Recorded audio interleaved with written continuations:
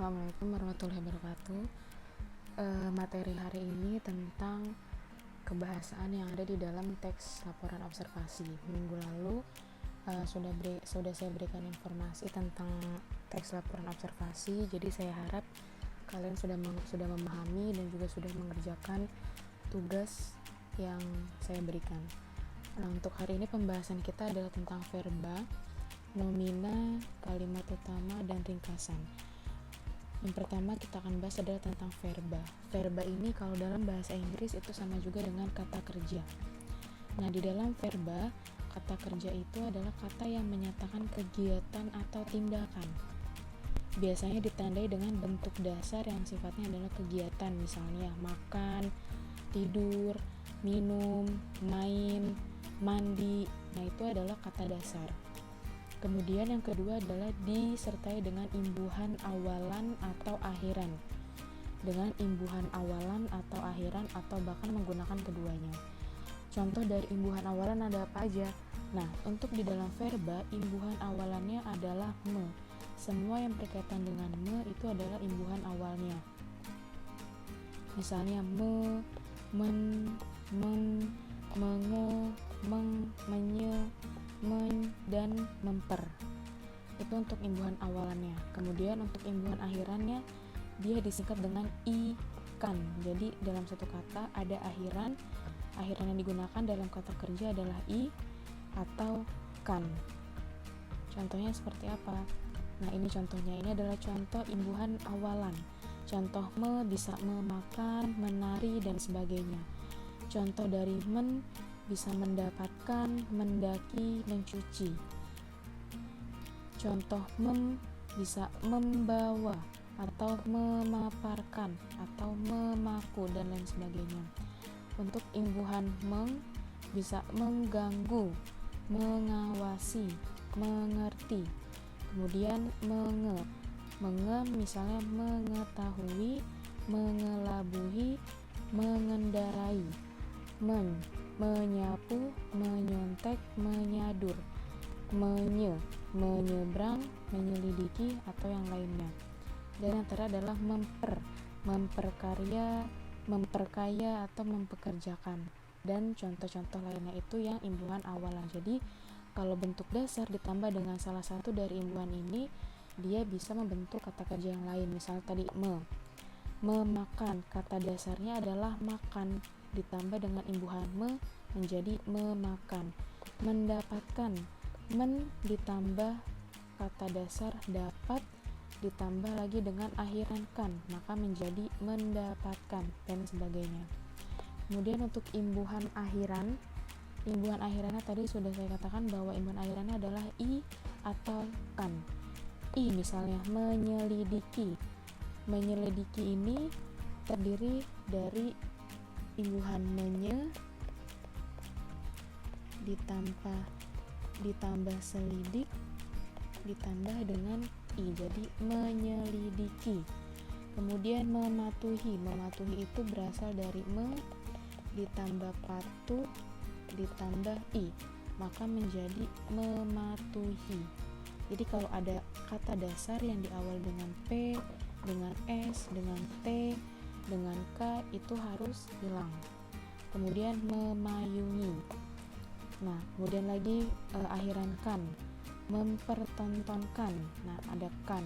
Kemudian menayangkan, membawakan, memandikan, itu contohnya.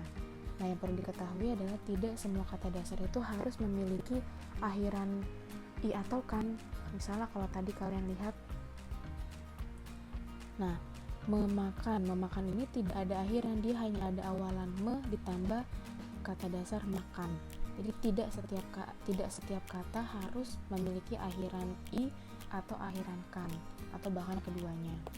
Nah, itu kata kerja. Jadi contoh lainnya misalnya kalau kata mandi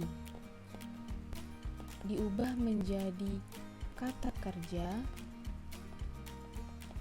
maka berubah menjadi memandikan.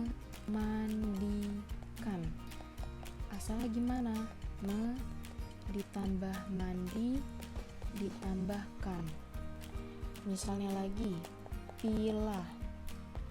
Pilah ketika dia diubah menjadi kata kerja maka menjadi memilah. Asalnya gimana? Ditambah milah, ditambah pilah, maaf. Kemudian sapu. Sapu ini adalah kata benda, tapi ketika dia diubah menjadi kata kerja maka tinggal ditambahkan dengan imbuhan me.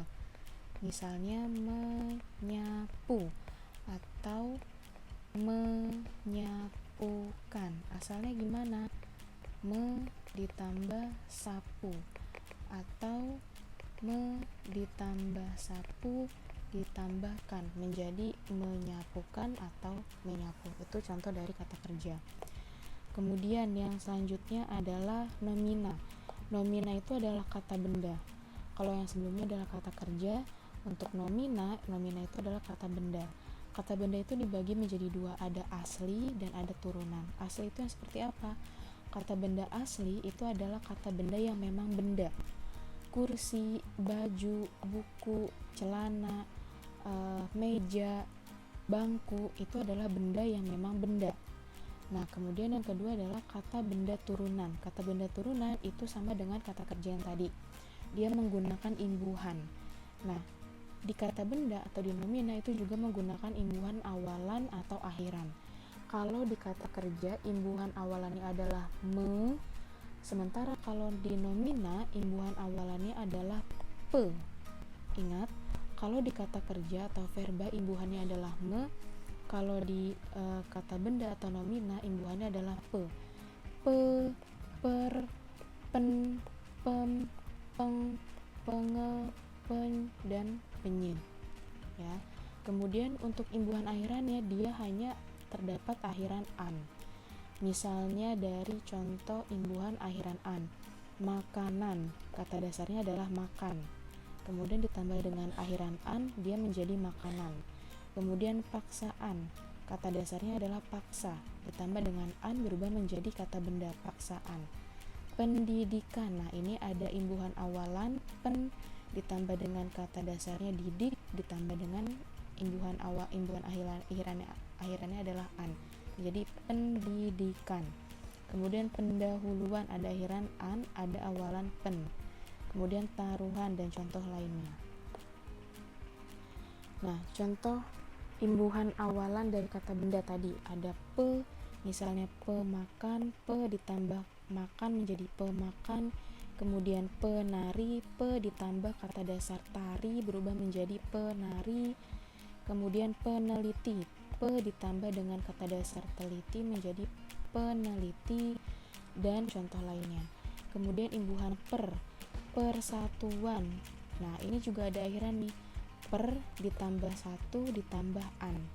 Pertaruhan, per ditambah taruh ditambah an, dan sebagainya. Imbuhan pen, pendidikan, pendaki, pendayung.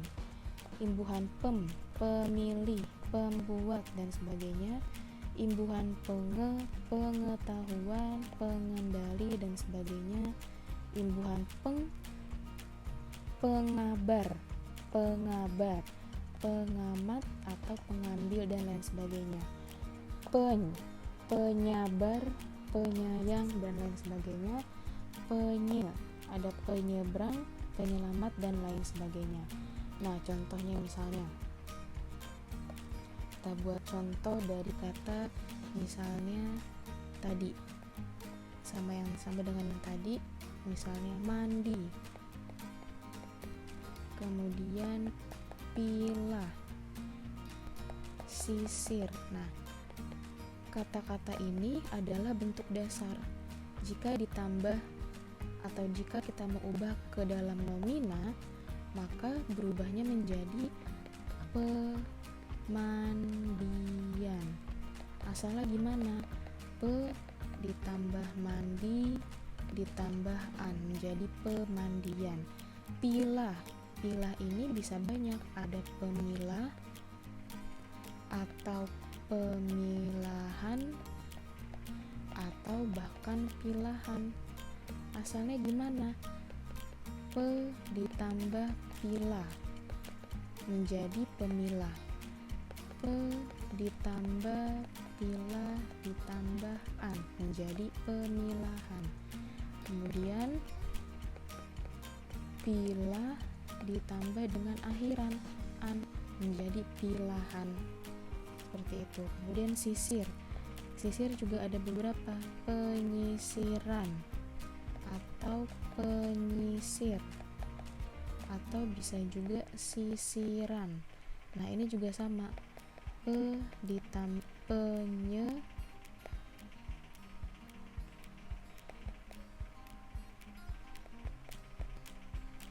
pen ditambah sisir ditambah an menjadi penyisiran. Kemudian pen ditambah sisir menjadi penyisir atau sisiran. Sisir ditambah dengan an menjadi sisiran. Contohnya seperti itu. Kemudian yang selanjutnya adalah kalimat utama. Ini juga kemarin udah pernah saya bahas. Kalimat utama itu sama juga dengan gagasan utama, sama juga dengan gagasan pokok. Artinya apa? Artinya adalah inti cerita atau teks. Inti cerita atau teks. Jadi letaknya ada di setiap paragraf. Jadi kalau misal paragrafnya ada 1, maka kalimat utamanya ada 1. Paragrafnya ada 3, kalimat utamanya ada 3. Nah, letaknya selain dia di tiap paragraf, juga satu paragraf itu letaknya bisa di awal atau di akhir. Bagaimana cara membedakannya? Kalau kalimat utama yang di akhir, dia ditandai dengan konjungsi atau kata penghubung jadi, dengan demikian, oleh sebab itu, atau oleh karena itu. Kalau misalnya di akhir kalimat dari setiap paragraf ada yang seperti ini, ada salah satu dari konjungsi ini, maka kalimat utamanya adalah di akhir. Kalau tidak ada konjungsi ini di dalam paragraf tersebut di akhir ya, maka letaknya adalah di awal. Contoh. Nah, ini terdapat 2 contoh. Contoh yang pertama judulnya adalah ini berbagai manfaat sayuran untuk kesehatan. Di sini terdapat 2 paragraf nih. Ini udah saya tandain. Paragraf pertama, ini kemudian paragraf kedua. Nah, paragraf pertama kalimat utamanya adalah di akhir. Lihat, ada konjungsi jadi. Maka kalau ada konjungsi jadi di akhir kalimat, maka letak kalimat utama adalah di akhir. Maka kalimat utamanya adalah jadi. Tidak heran jika sayuran hijau merupakan salah satu jenis makanan yang paling sering dianjurkan dokter karena memang ada banyak sekali manfaat. Itu paragraf 1. Paragraf kedua, kalimat utamanya atau KU terletak di awal. Kenapa? Karena di akhir, lihat, ini satu paragraf ini letaknya ada 2, jumlahnya ada 2 kalimat. Nah, kalimat akhirnya ini tidak ada konjungsi yang tadi sudah disebutkan, maka kalimat utamanya adalah di awal. Contoh yang selanjutnya. Nah, contoh yang selanjutnya berjudul bulan. Bulan ini ada 4 paragraf. Paragraf pertama letaknya adalah di akhir. Nah, kenapa? Ini satu paragraf ada 3 kalimat ya. Ada 1, 2, dan 3 kalimat. Nah, letak kalimat utamanya adalah di akhir. Kenapa? Ada kata atau konjungsi oleh sebab itu. Maka kalimat utamanya ada di akhir. Paragraf kedua, kalimat utamanya ada di awal. Kenapa? Karena di dalam kalimat terakhir tidak ada konjungsi yang tadi. Paragraf ketiga, kalimat utamanya ada di akhir lagi. Kenapa? Karena lihat, kalimat terakhirnya ada konjungsi oleh sebab itu. Dan paragraf keempat, kalimat utamanya ada di awal. Seperti itu namanya kalimat utama. Nah, ini akan kalian pakai atau kalian gunakan sampai kalian nanti SMA. Nah, yang terakhir pembahasan kita adalah tentang ringkasan atau rangkuman. Nah, ringkasan atau rangkuman ini sudah pernah kalian pelajari ketika SD. Apa sih ringkasan atau rangkuman? Ringkasan atau rangkuman adalah penjelasan atau informasi yang disingkat. Jadi kalau misal ada 5 paragraf, ada 10 paragraf, disingkat menjadi hanya 1 paragraf. Nah, kalau dulu mungkin ketika kalian SD, ringkasan atau rangkuman itu kalian tulis hanya berdasarkan informasi yang menurut kalian penting. Tapi sampai nanti kalian SMA, ringkasan atau rangkuman ini punya rumusnya. Nah, rumusnya adalah ringkasan atau kalimat utama, rumusnya adalah gabungan dari kalimat utama. Jadi kalau misalnya paragrafnya ada 3, berarti terdapat 3 kalimat utama. maka kemudian itu dijadikan satu, itu adalah ringkasan. Contoh, nah kita masih pakai teks yang tadi, teks bulan. Ini ada 4 paragraf. Tadi kita sudah mencari letak kalimat utama di mana. Paragraf 1 kalimat utamanya di akhirnya udah dapat. Paragraf kedua kalimat utamanya ada di awal, sudah dapat. Paragraf ketiga kalimatnya udah dapat nih di akhir. Paragraf keempat kalimat utamanya juga di awal. Nah, setelah kita dapatkan kalimat utama ini, kalimat utama dari setiap paragraf, yaitu dari keempat paragraf, maka kita jadikan satu. Hasilnya adalah seperti ini. Nah, hanya ada satu paragraf. Nah, kalian perhatikan, bulan tidak terlihat di belahan bumi yang sama sepanjang waktu. Nah, ini terdapat di kalimat utama paragraf pertama yang ada di akhir. Kemudian, selain itu, perputaran bulan mengelilingi bumi juga menyebabkan bulan terlihat hanya pada malam hari. Ini kalimat utama yang ada di paragraf kedua. Kemudian, ini saya menambahkan informasi hanya berupa peningkatan. Di bulan tidak ditemukan unsur-unsur kehidupan. Nah, ini menyatakan informasi yang disingkat, sehingga tidak ada kehidupan di sana atau tidak ada kehidupan di bulan. Ini terdapat pada paragraf ketiga, kalimat utama paragraf ketiga. Dan yang terakhir, hantaman benda langit menjadi penyebab adanya kawah-kawah di permukaan bulan. Ini letaknya ada di paragraf terakhir, yaitu paragraf terakhir kalimat utamanya adalah di awal. Jadi untuk ringkasan atau rangkuman, dia hanya menggabungkan setiap kalimat utama dari tiap paragraf.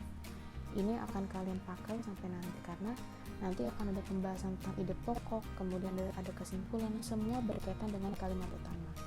Jadi satu-satu dipahami dulu, yaitu tentang kalimat utama itu apa, letaknya di awal atau di akhir.